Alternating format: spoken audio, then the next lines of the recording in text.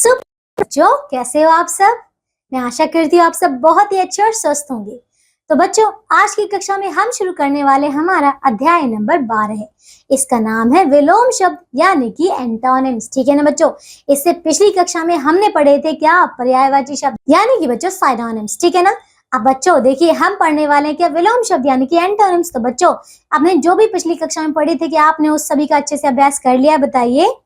मैं आशा करती हूँ कि आप सभी ने उसका बहुत अच्छे से अभ्यास कर लिया होगा। ठीक है, चलिए आइए अब हम शुरू करते हैं। हमारा ये अगला अध्याय ये है विलोम शब्द। ठीक है, आइए शुरू करें। सबसे पहले हम विलोम शब्द की परिभाषा देखते हैं। देखिए बच्चों, किसी शब्द का उल्टा अर्थ बताने वाले शब्द विलोम शब्द कहलाते हैं। बच्चों समझ आया। कोई भी ऐसा शब्द जो कि किसी अन्य शब्द का उल्टा अर्थ बताता हो, उसे हम विलोम शब्द कहते हैं। ठीक है, तो चलिए बच्चों, यहाँ पे कुछ और उदाहरण से समझते हैं। जैसे कि देखिए, कुछ दिए गए हैं बच्चों, तो इन्हें पढ़िए और समझिए। आइए बच्चों, इन चित्रों को देखते हैं, पढ़ते हैं और समझते हैं। देखिए तो बच्चों, यहाँ पे देखिए, पहला क्या है, यहाँ पे ये है देव। दूसरा क्या है, दानव। तीसरा है सजीव। तो चौथा है निर्जीव। पांचवा है गुरु। दूसरा देखिए यहाँ पे, छठा क्या है, ये शिष्य। ठीक है, तो देखिए बच्चों, ऊपर उल्टे अर्थ बताने वाले शब्दों के जोड़े दिए गए हैं। ठीक है ना। ऐसे शब्दों को ही विलोम शब्द कहते हैं। विलोम शब्द को विपरीतार्थक शब्द भी कहते हैं। बच्चों समझ आए। देखिए, ये जो अभी आपने अब देखा कि देव, एक जगह पे यहाँ पे देव है, दूसरी जगह पे दानव है। बच्चों समझ आ रहा है कि एक यहाँ पे देव है, अच्छे कर्म करने वाले, शक्ति रखने वाले और लोगों का कल्याण करने वाले, जबकि दूसरी तरफ है दानव, जो कि लोगों का अहित करता है, मारता है। ठीक है, मारता है उन्हें, उन पर एक बोल सकते हैं, उन पर मतलब क्रूरता बरसाता है। ठीक है ना। तो बच्चों देखिए, दोनों का जो स्वभाव है वो उल्टा है। समझ आ गया बच्चों। इसीलिए हम इन्हें विलोम शब्द या फिर विपरीतार्थक शब्द कहते हैं, क्योंकि इनका जो अर्थ है वो विपरीत है। समझ आया।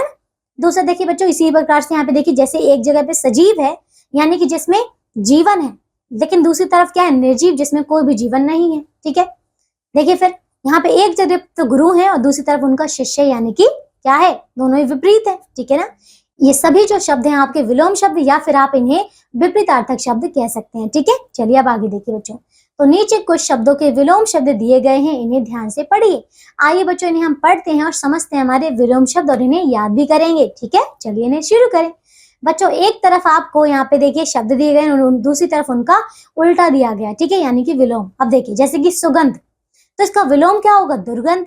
ठीक है, हानि का क्या होगा, लाभ। इसी प्रकार बच्चों, एकता का होगा अनेकता। आदि अंत, आशा निराशा, आकाश पाताल, अमृत विष, वीर कायर, खुला बंद, कोमल कठोर, निडर डरपोक, उचित अनुचित, ज्ञान अज्ञान, अमीर गरीब, प्रसन्न अप्रसन्न, पाप पुण्य, मोटा पतला, पुण्य दोष, निकट दूर, साक्षर निरक्षर, प्रकाश अंधकार, भलाई बुराई, आय व्यय, शाकाहारी मांसाहारी। ठीक है, अच्छा बुरा, फूल कांटा, नया पुराना, शुद्ध अशुद्ध, स्वर्ग नरक, सत्य असत्य, न्याय अन्याय, धूप छांव, स्वामी सेवक, सुख दुख, सर्दी गर्मी, सुबह शाम, मित्र शत्रु, देश विदेश, स्वतंत्र परतंत्र, निश्चय अनिश्चय, सौभाग्य दुर्भाग्य, उतार चढ़ाव, सच